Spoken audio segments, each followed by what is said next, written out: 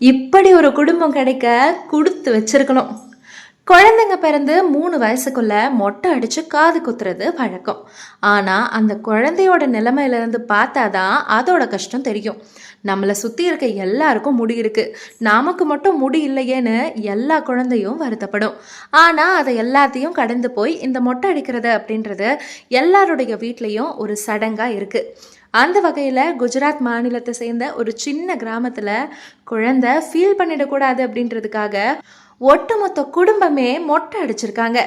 குழந்தையா இருந்தாலும் அதோட உணர்வுக்கு மதிப்பு கொடுக்கிற விதமா இந்த செயல் இருக்கு அப்படின்னு கமெண்ட்ஸும் குவிஞ்சிட்டு இருக்கு.